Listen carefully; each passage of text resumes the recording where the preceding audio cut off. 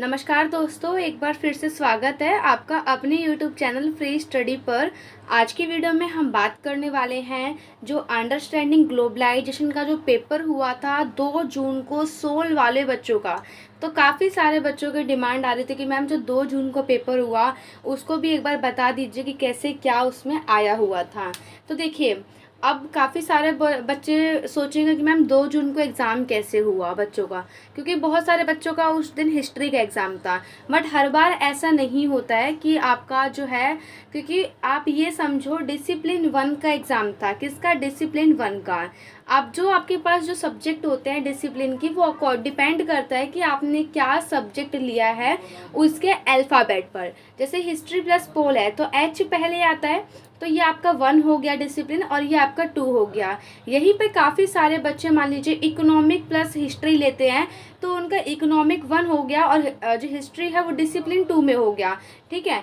और ऐसे ही काफ़ी सारे बच्चे जो है वो पॉलिटिकल प्लस पंजाबी मान लो किसी ने ले ली हो, तो उनका पॉलिटिकल का पेपर डिसिप्लिन 1 में होता है। और डिसिप्लिन 1 में वो सब्जेक्ट होता है जो आपके अल्फ़ाबेट के अकॉर्डिंग फर्स्ट पे आता है। तो काफ़ी सारे बच्चों का हिस्ट्री का भी था और काफ़ी सारे बच्चों का पॉलिटिकल का भी था।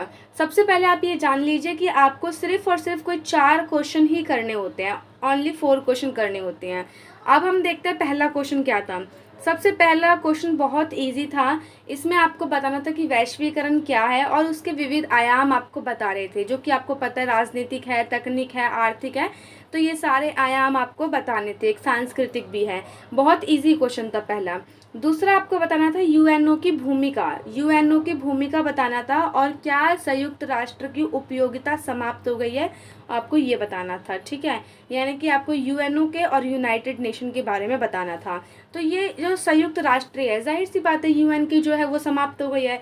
तो आप बताओगे कि हाँ समाप्त हो गई है, क्योंकि वर्ल्ड वार फर्स्ट के बाद इसको बनाया गया था और फिर भी इसको बनाया और इसके बाद भी वर्ल्ड वार सेकेंड हुआ, इसीलिए इसको समाप्त करके यूएनओ का गठन हुआ था। ठीक है, तो ये आपको बताना। सेकंड क्वेश्चन भी आपका बहुत इजी था। तीसरा क्वेश्चन आपका आया था डब्ल्यूटीओ के ऊपर, मीन्स विश्व व्यापार संगठन के ऊपर आया था कि विश्व व्यापार संगठन ने विकासशील अर्थव्यवस्थाओं को समान धरातल प्रदान नहीं किया है, टिप्पणी करनी थी आपको। मीन्स डब्ल्यूटीओ के बारे में बताना था, उसके कुछ नकारात्मक इफेक्ट बताने थे कि हाँ उसने ऐसा नहीं किया है और ऐसा नहीं किया, उसके बारे में आपको थोड़ा बहुत मीन्स नेगेटिव पॉइंट बताने थे, यानी कि आलोचना करनी थी। ठीक है।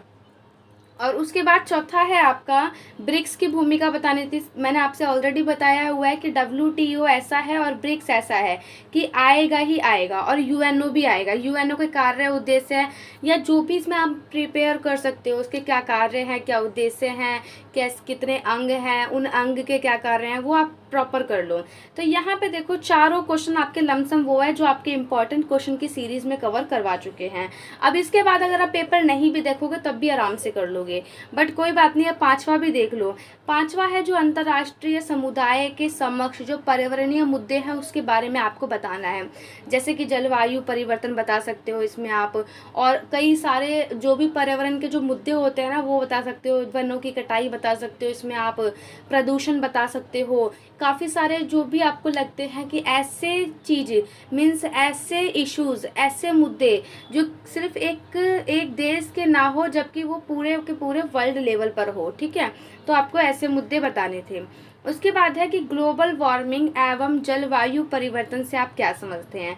मीन्स दोनों को आपको बताना है कि पहले ये होता क्या है और क्या अंतर्राष्ट्रीय सहयोग जलवायु परिवर्तन की समस्या का समाधान करने में सफल हुआ है। तो सफल नहीं हुआ है। क्यों? क्योंकि आज भी जलवायु परिवर्तन उतनी ही तेज़ी से बढ़ रहा है। इसमें आप इसके इफ़ेक्ट लिखोगे कि नहीं हुआ है तो क्यों नहीं हुआ है, क्योंकि आज भी आपको पता है कि दिन प्रतिदिन जो है हमारा जो जलवायु है वो गर्म होती जा रही है। लोग एसी का बहुत ज़्यादा यूज़ कर रहे हैं, ऐसी चीज़ों का यूज़ कर रहे हैं जिसमें से गर्म जो होती है ना, गर्म गैसें वो निकलती हैं। तो आपको ये बताना था। 7वां क्वेश्चन आपका आया था अंतर्राष्ट्रीय आतंकवाद को परिभाषित कीजिए और वैश्वीकरण के साथ इसके संबंध पर आपको चर्चा करनी थी। समसामयिक उदाहरण दीजिए। मीन्स कुछ आपको उदाहरण भी इसमें देने थे ग्लोबलाइजेशन के अकॉर्डिंग।